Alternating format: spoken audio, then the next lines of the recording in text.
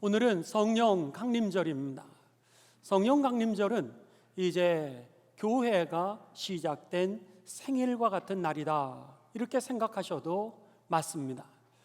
성경에 보면은 많은 영적인 거인들도 나타나게 되고요, 또 전도의 거인들도 나타나게 되고 인격의 거인들도 나타납니다. 예를 들면은 베드로, 여러분들이 많이 들으셨던 베드로는 영적인 거인 중에 한 명이라 이야기할 수 있습니다. 한때 그는요, 예수님을 모른다고 부인했던 그런 삶이었습니다. 그런데 그가 하나님의 은혜를 받고 나서 이제 바뀌게 되는데요, 로마가 박해하던 그 시절에 도망갈 수 있었습니다. 나의 생명을 보존하고 또 피할 수 있었는데도 불구하고 주님께서 십자가를 지셨는데 내가 어떻게 도망갈 수 있겠냐고. 성도들이 십자가에 죽어가고 있는데 내가 어떻게 나의 목숨을 이제 보존하기 위하여서 내가 피할 수 있겠느냐고 그렇게 이야기를 하면서 결국 핍박하고 그리고 박해하는 그 순교의 현장을 자신의 발로 찾아가 거기에 십자가 거꾸로 매달려 죽게 됩니다.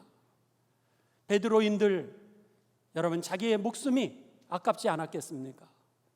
베드로인들 죽음이 두렵지 않았겠습니까?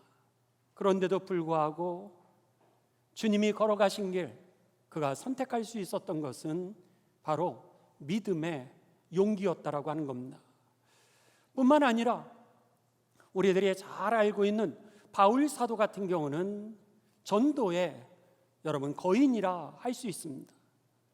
한때 그는 예수님을 믿는 사람을 쫓아다니면서 마치 베드로가 예수님을 모른다고 부인했던 그런 삶처럼 그도 예수님을 믿는 사람들을 어떻게 해서든지 잡아 죽이고 감옥에 가두고 그리고 핍박하기 위하여 쫓아다녔던 그런 삶이었습니다. 그런데 그의 삶도 달라지기를 시작합니다. 어느 순간인가 그도 은혜를 받고 나서 삶이 달라지게 되는데, 달라진 이후에는 그의 남은 생애를 다 바쳐서 정말로 그 어디든지 소아시아뿐만이 아니라 유럽까지, 때로는 그에게 핍박이 있기도 하고요, 때로는 그를 모함하기도 했고요, 때로는 매도 맞아 죽을 뻔하기도 하고요, 때로는 배가 파손하기도 하였고요, 때로는 감옥에도 갇혔습니다. 근데도 불구하고 끝까지 힘이 닿는 그가 복음을 전했고요, 감옥에 그를 갖다가 위로하기 위하여 찾아오는 사람들을 오히려 그가 위로할 뿐만 아니라 그들에게 하나님의 나라를 증거했다라고 하는 겁니다. 전도의 거인입니다. 또 성경에 보면은 인격의 거인으로 바나바라고 하는 사람이 나오게 됩니다. 바나바라고 하는 사람은 여러분, 이 바울이라고 하는 사람이 그가 옛날의 이름은 사울이 아니었습니까? 어떻게 해서든지 예수님을 믿는 사람들을 갖다가 핍박하기 위하여서 쫓아다니던 그가 예수님의 은혜를 받고 변화가 되었습니다. 그런데 사람들이요, 변화된 그를 갖다가 믿지를 못하는 겁니다. 인정을 하지 않는 겁니다. 그러니까는 내가 예수님을 믿게 되었다라고 아무리 얘기를 해도 어느 누구도 인정을 하지 않을 때 이 바나바라고 하는 사람이 바울을 끌어안아 주게 됩니다. 바울은 옛날에는 그런 삶이었지만은 이제는 달라졌습니다. 하나님이 하심을 믿고 그러면서 이제 바울을 끌어안은 사람이 바로 이 바나바라고 하는 사람이었고, 이 바나바를 통하여서 바울은 교회 공동체로 돌아올 수 있었고요, 그리고 생명을 다하여서 죽기까지 복음을 전하는 삶을 살아가게 되었다라고 하는 겁니다. 바나바, 바울, 베드로, 이들의 삶은 사실은 여러분 정말 성경에 보면 거인과 같은 그런 모델 중에 하나였다라고 하는 거죠. 무엇이 저들의 삶을 그렇게 바꿨을까라고 하는 겁니다. 두 번째는 초대교회의 시작입니다. 초대교회는 어떻게 시작이 되었냐면 이제 예수님의 부활을 경험했던 그 제자들과 120명의 무리가 마가의 다락방이라고 하는 곳에 모여서 그들이 기도하기를 시작했습니다. 그랬을 때 하나님의 은혜를 그들이 경험하게 되면서 그곳이 이제 교회로 변화되게 됩니다. 그래서 예루살렘 교회가 처음으로 마가의 다락방에서 시작을 하게 되죠. 이래서 초대교회가 오늘에 이르게 되었던 겁니다.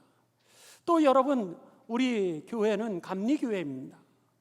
웨슬리 목사님의 그 발자취를 따라서 함께 모였던 그 거룩한 무리들을 이제 메소디스트 규칙주의자다, 말씀을 어떻게 해서든지 규칙 있게 따라가려고 애를 썼던 사람들의 무리다, 이렇게 그들을 갖다가 별명을 붙여주면서 감리교도라고 하는 그런 모임이 시작이 되었습니다.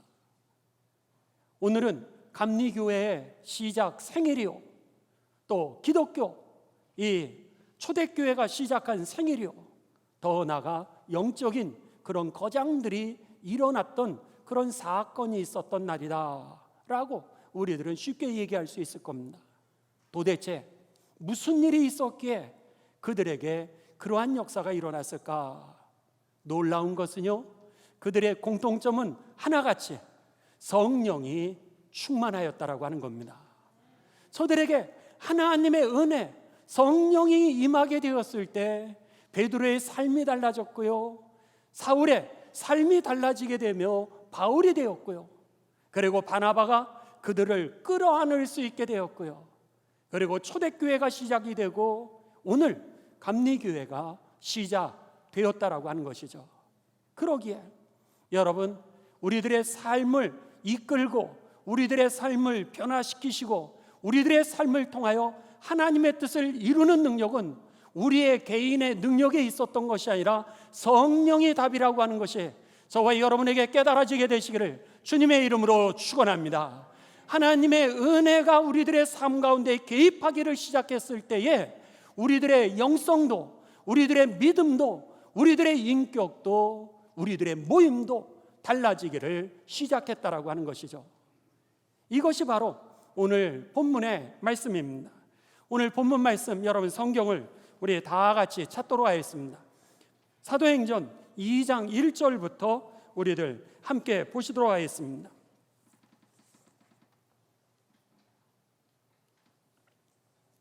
1절 보십니다. 오순절 날이 이미 이름에 그랬습니다. 오순절이라고 하는 것은 예수님이 십자가에 죽으시고 부활하신 이후에 그리고 나서 50일째 되는 날입니다.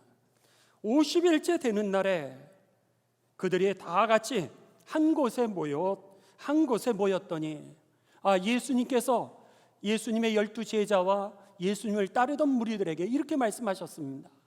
너희들이 성령이 임할 것을 기다려라. 이렇게 나가서 전도하는 거 중요하다는 거예요. 나가서 하나님의 나라를 전하는 거 중요하다는 거예요. 그런데 하나님께서 너희들에게 보내주실 그 성령을 기다려라, 이렇게 말씀하셨습니다.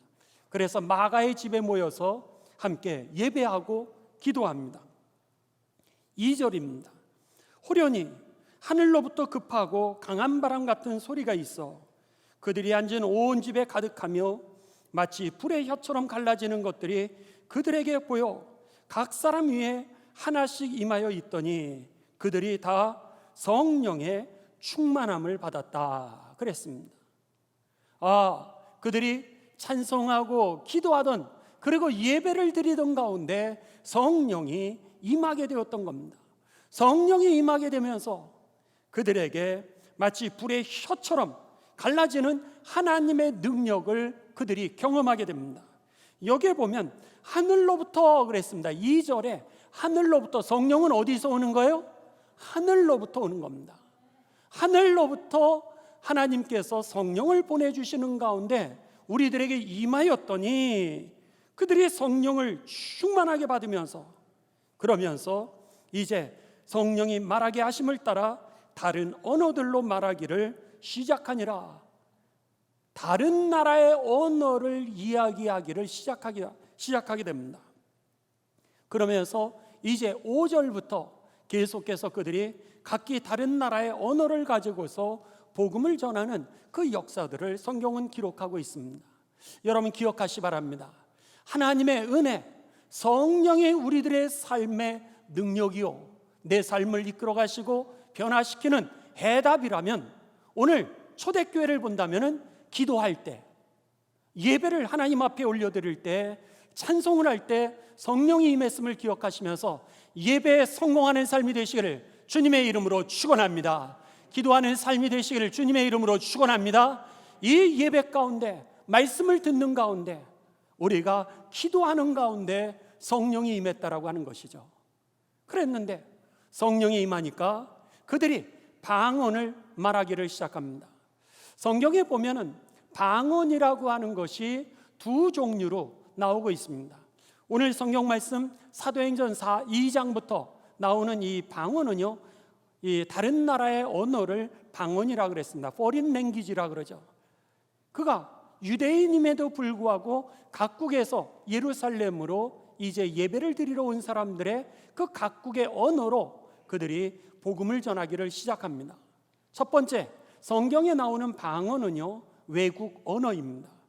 두 번째 방언이 나오게 되는데, 여러분 이것은 성경을 좀 찾아서 확인하시 바랍니다. 고린도전서 14장 2절입니다. 14장 2절, 여러분 줄도 치시고요, 줄도 치시고 또 함께 봉독도 하도록 하겠습니다. 고린도전서 14장 2절, 우리 다 함께 봉독합니다. 시작. 방언을 말하는 자는 사람에게 하지 아니하고 하나님께 하나니, 이는 알아듣는 자도 없고 영으로 비밀을 말함이라. 여기에 영으로라고 하는데 줄을 치시기 바랍니다. 영으로 여기에 보면 이 영어 성경은 이것을 번역할 때 with his spirit 이렇게 얘기를 했습니다. 그러니까는 오늘 성령에 이끌리어 그 영적인 언어로 하나님 앞에 기도를 드리는 겁니다. 내가 어떻게 기도해야 될지를 모를 때 하나님이 성령으로 영의 언어를 통하여서 우리로 하여금 기도하게 하신다는 거예요. 이게 바로 방언입니다. 그래서 고린도전서 12장, 13장, 14장은 성경에 보면은요, 은사장이다 이렇게 얘기를 합니다. 고린도전서 13장을 사랑장이라 그러고요, 그리고 히브리서 11장을 믿음장이라 그러고요, 고린도전서 15장을 이제 부활장이라고 이렇게 부르는 것처럼 성경에 보면은 고린도전서 12장, 13장, 14장을 은사장이다 이렇게 얘기를 합니다. 그런데 여기에 보시면은 이 은사 중에 통역의 은사가 있습니다. 그러니까 방언을 하면서도 어떤 사람은 내가 하나님 앞에 드리는 기도를, 어떤 기도를 내가 드리고 있는지를 아는 사람들이 있고요, 어떤 사람들은 내가 하나님 앞에 영으로 기도하는데 그 기도의 내용을 모르면서 이 방언으로 기도하는 사람들이 있습니다.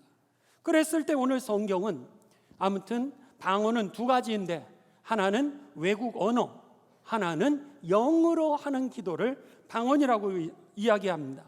그런데 오늘 성경 본문에 보면 초대교회 120명의 예수님의 제자들이 모여 기도하고 예배를 드리는 가운데 성령이 그들에게 임하게 됩니다. 성령이 그들에게 임하게 되자 그들에게 방언이라고 하는 은사가 나타나기를 시작하면서 각국에 온 사람들에게 이제 복음을 전하기를 시작합니다. 복음을 전하는데 어떤 복음을 전하느냐? 사도행전 2장 11절에서 12절로 돌아갑니다. 사도행전, 오늘 본문으로 여러분 돌아가시죠. 그레데인과 아라비아인들이라 많은 나라에서 온 사람들을 성경은 이제 기록하고 있습니다. 그레데인과 아라비아인들이라 우리가 다 우리의 각 언어로 하나님의 큰 일을 말함을 듣는도다.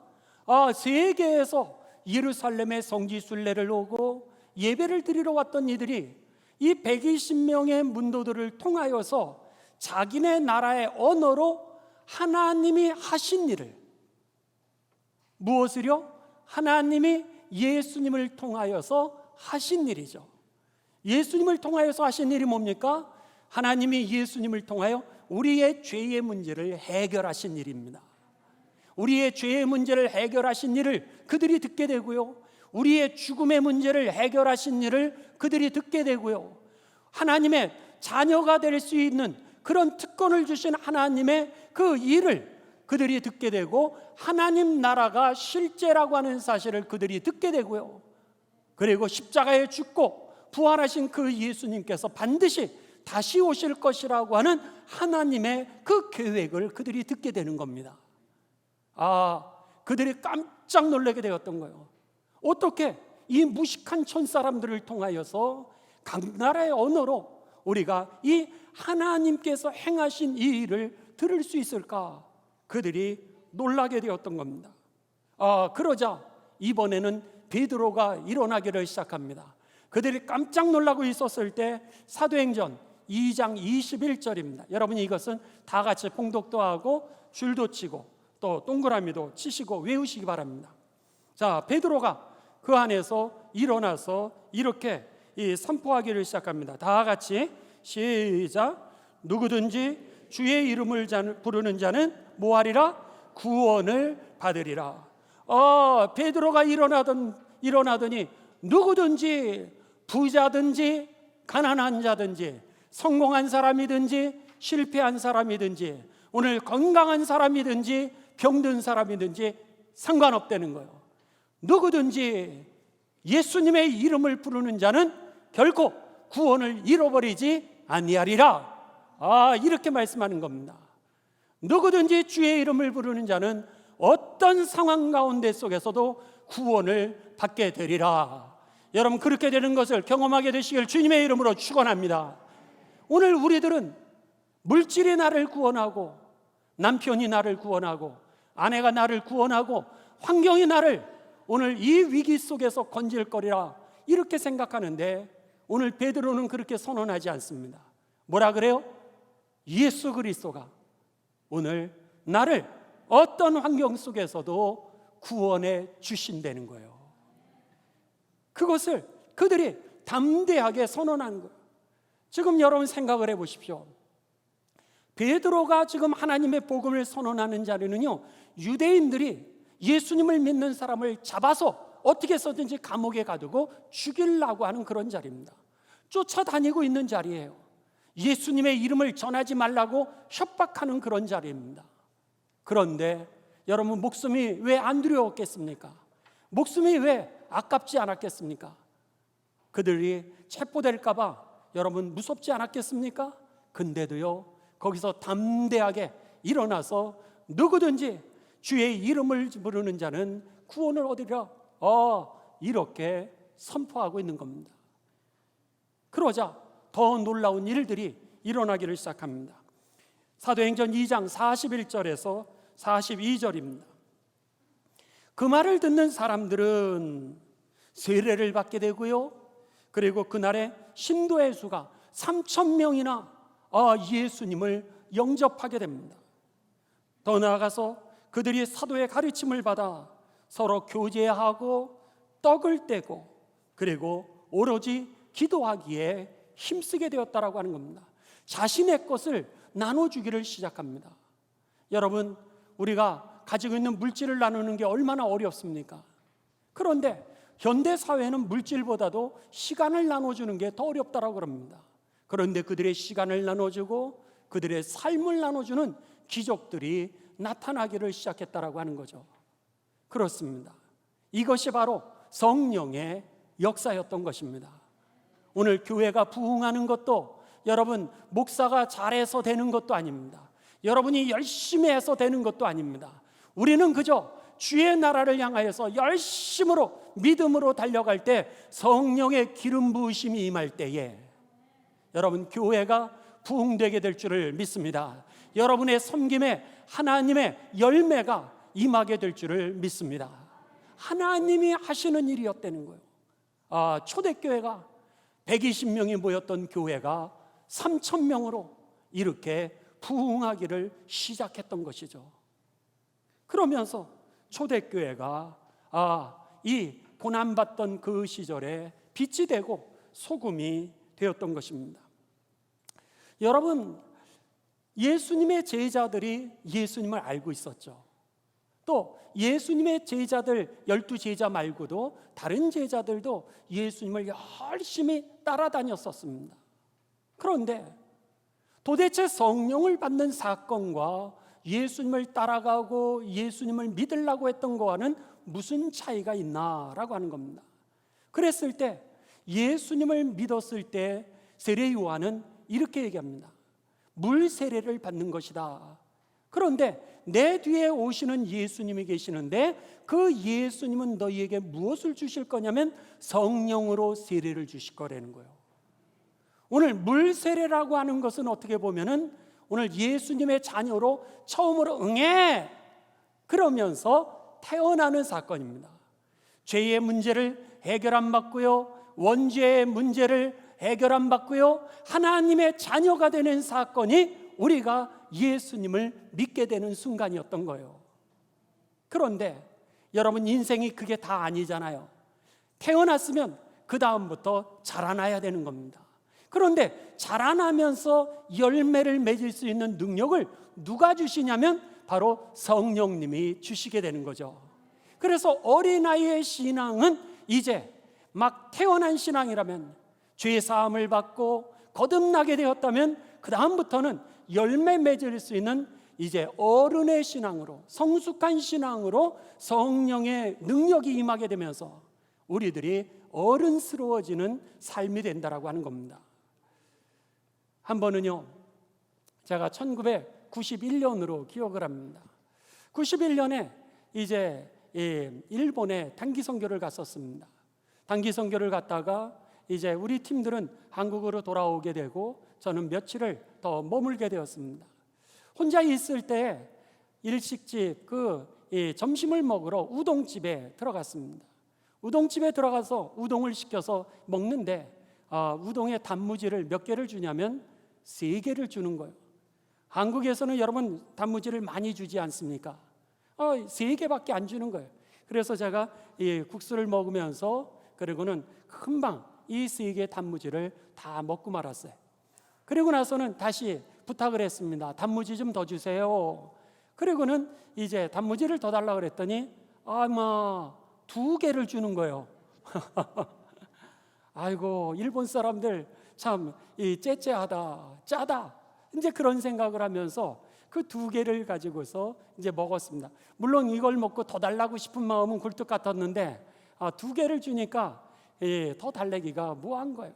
그래서는 우동을 먹었습니다. 그리고 나서 나오는데 값을 지불을 하는데 우동 먹은 값에다가 2개 단무지 값 더 추가했던 것을 받는 거예요. 얼마나 기분이 나쁘든요. 뭐 그거 얼마나 더 되겠습니까? 그런데도 단무지 2개 값을 받는 거예요. 그래서 아주 기분이 나빴습니다. 그리고 나서는 이제 그 다음날 점심이 됐어요. 점심이 돼서는 이 일식집에 또 들어간 거죠. 들어가서는 우동을 시켰습니다. 그 집에서 우동을 시켰는데 아니나 다를까 단무지가 3개가 나오는 거예요.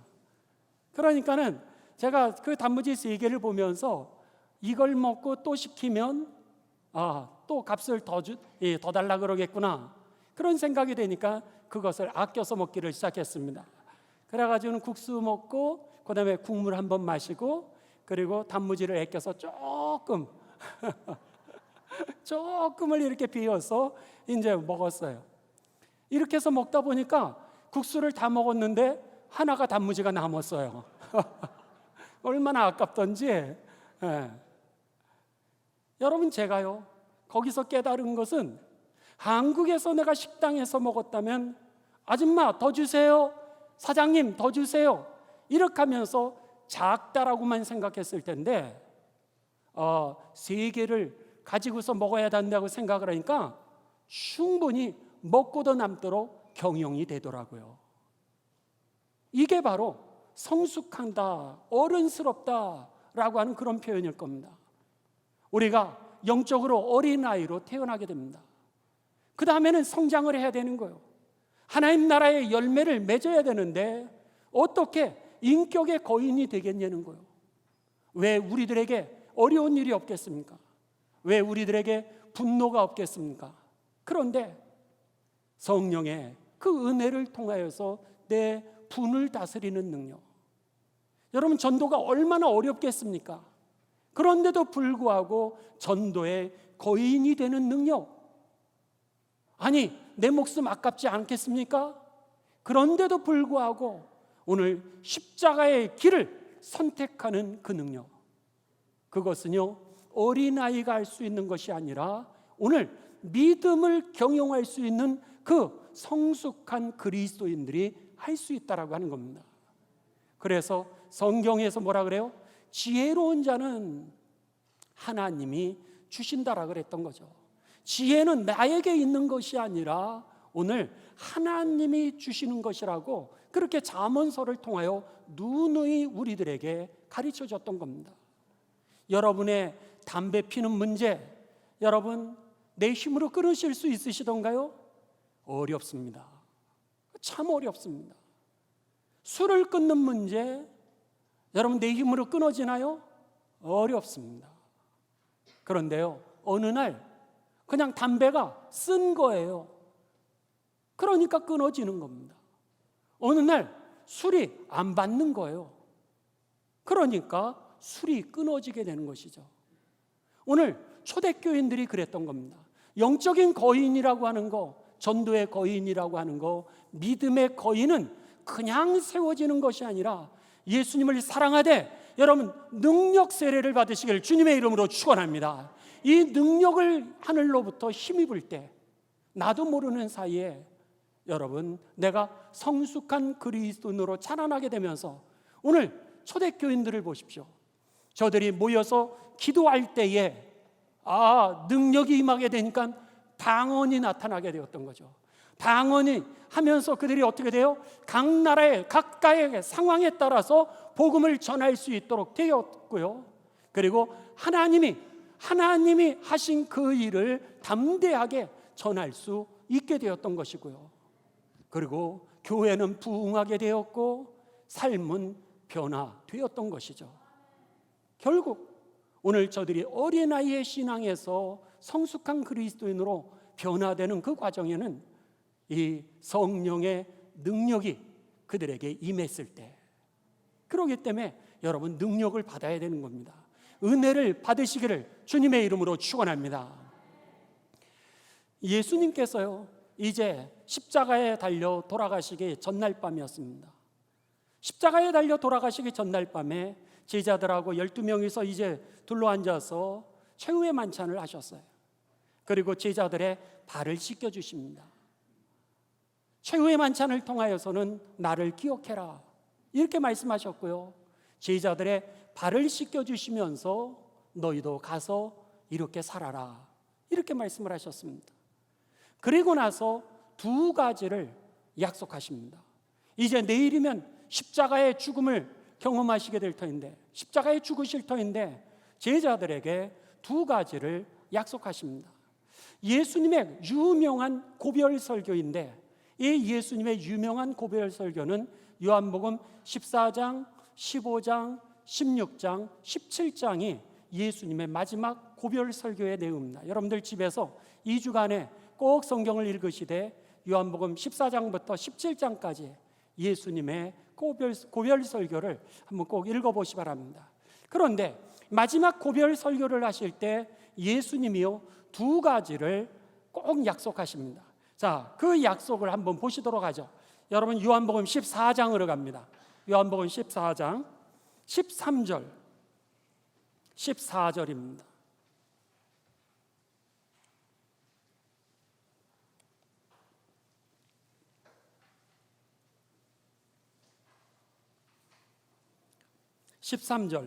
요한복음 14장 13절 너희가 내 이름으로 무엇을 구하든지 내가 행하리니 이는 아버지로 하여금 아들로 말미암아 영광을 받으시게 하려 함이니라. 내 이름으로 무엇이든지 내게 구하면 내가 행하리라. 아멘. 첫 번째 예수님께서 십자가에 죽으시기 전에 약속했던 내용은 뭐냐면 하나님의 영광을 드러내기 위하여서 하는 여러분의 기도를 반드시 응답하리라 라고 하는 것입니다. 하나님의 영광을 드러내는 일, 하나님 앞에 기도하시기 바랍니다. 그랬을 때 하나도 빠짐없이 그 모든 기도를 반드시 응답해 주실 것이라고 이렇게 약속했던 겁니다. 여러분, 예수님의 이름으로, 그래서 우리가 예수님의 이름으로 기도했습니다, 이렇게 기도하는 이유가 여기 있었던 거예요. 예수님이 그렇게 기도하라는 거예요. 정말로 예수님의 이름으로 기도하면은 하나님의 영광이 드러나면서 성취되는 것을 보나, 만일 여러분이 기도의 응답을 받으면 어떻게 되는 거예요? 하나님이 하셨습니다, 이렇게 영광을 드러내지 않겠습니까? 그러기에 예수님이 기도하라는 거예요. 기도하면은 너희가 응답을 받게 되면서 주의 영광을 보게 되리라. 그러니까 하나님의 영광을 위해서 하는 기도마다 하나님께서 응답해 주실 것을 약속하십니다. 두 번째입니다. 두 번째 약속은 뭐냐면 요한복음 14장 16절입니다. 요한복음 14장 16절.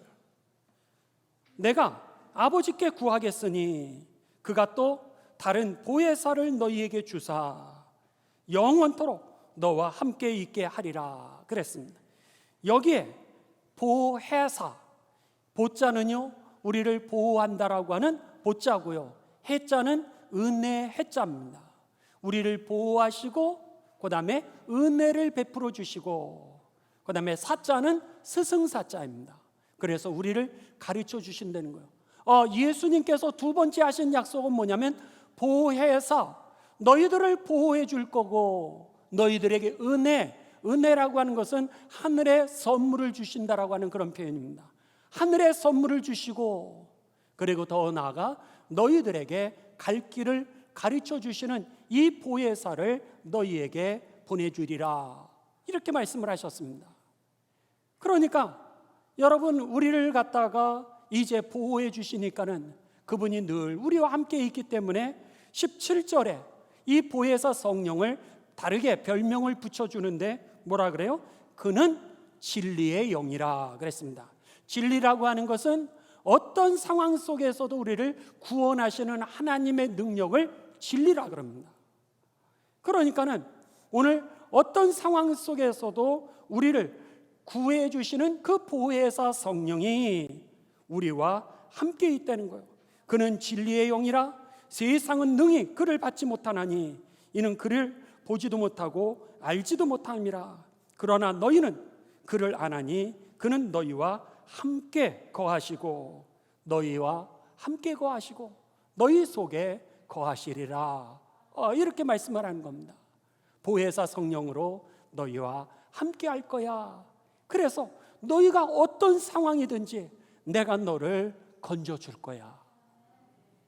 그래서 오늘 하나님의 은혜로 우리가 이 자리까지 올 수 없었는데 오게 된 것이죠. 여지껏도 할 수 없는 일 얼마나 많았습니까? 포기하고 싶고 내려놓고 싶고 정말 여러분 모든 걸 다 끝장내고 싶은 그런 분노가 왜 우리들에게 없겠습니까? 그런 아픔이 왜 없겠습니까? 근데도 그때마다 우리가 다시 일어나고 다시 일어나 할 수 있었던 것은 내 능력으로 온 것이 아니라 하나님이 하셨던 것이죠. 성령으로 나와 함께 하셨던 증거라고 하는 겁니다. 지금 그 말씀을 하는 거예요. 두 번째 약속은 바로 보혜사 성령이 너희들과 함께 있어서 너희들로 하여금 모든 상황에서 구원해 줄 거야, 이렇게 말씀을 하십니다. 그런데 마지막 하나 이상한 것이 있습니다. 여기 19절부터입니다. 요한복음 14장 19절입니다.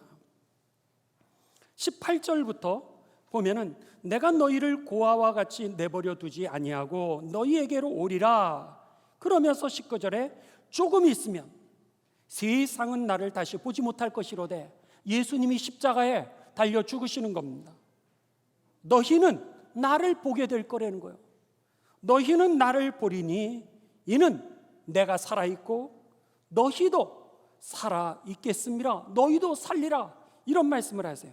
그러면서 20절에 그날에는 내가 아버지 안에 너희가 내 안에, 내가 너희 안에 있는 것을 너희가 알리라. 이렇게 말씀하시는 거예요.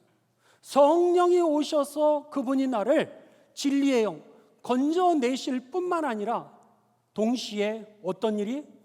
내가 예수님 안에 들어가고요, 예수님이 내 안에 들어오시는, 예수님과 내가 하나 되는 사건이 일어나게 되면서 너희가 그것을 보게 되리라. 이렇게 말씀을 하는 겁니다. 아니, 내가 예수님 안에 어떻게 들어가요? 예수님이 어떻게 내 안에 들어올 수 있겠습니까? 그런데 성령이 임하게 되면 내가 네 안에 들어가고 너가 내 안에 거하게 되리라. 이것을 내가 똑똑하게 보게 되리라. 이렇게 말씀을 하는 겁니다. 여러분, 무슨 얘기죠? 오늘 우리가 예수님을 막 사랑하는 거예요. 말씀대로 살아가려고 애를 썼던 거예요. 그랬는데 어느 순간에 성령을 받고 나니까 그 다음부터는 애쓰는 게 아니라 자유하게 되는 거예요. 내 안에 왜 세상에 문제가 없겠습니까? 왜 시험이 없겠습니까? 왜 환난이 없겠습니까? 있죠. 근데도요, 그전에는 무슨 사건이 생기면은 하나님이 나를 떠나셨나? 도대체 하나님 어떻게 계신 건가? 이런 마음도 들고요. 여러분, 혹시 이 코로나 때 여러분들이 예배를 줌으로 들으시면서 내가 좀 불안해하지 않았습니까? 내가 신앙이 떨어진 거 아닌가? 내가 믿음에서 떨어진 거 아닌가? 내가 성령이 식은 거 아닌가? 그런데 성령이 임하시면은요, 상황과 조건에 상관없이 우리가 자유하게 되고요, 평안하면서 주님이 나와 함께 계심을 느낀다는 거예요. 신기합니다. 그런데 이 말씀을 이제 로마서에서 내가 주님 안에 있고 주님이 내 안에 있는 것을 어떻게 표현했냐면 한번 찾으시 바랍니다. 이것은 확인을 하실 필요가 있어요. 로마서 8장 14절에서 16절.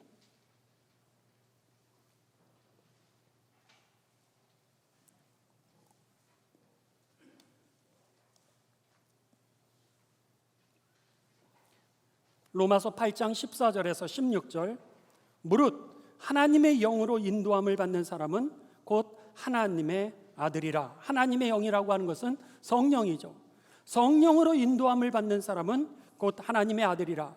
너희는 다시는 무서워하는 종의 영을 받지 아니하고 양자의 영을 받았으므로. 양자라고 하는 것은 여러분, 이제 양자로 이 나를 갖다가 자녀로 입양한 것을 의미한 거죠.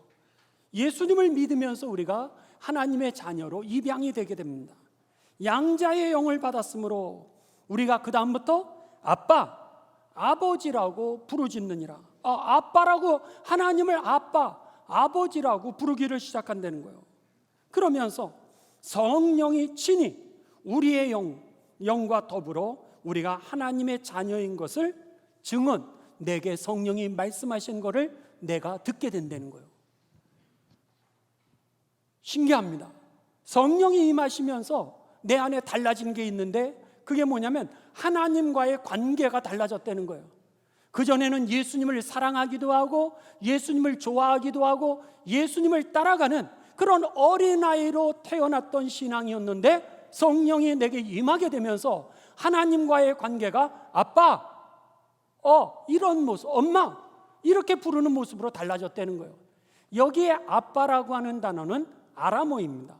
페르시아 언어입니다.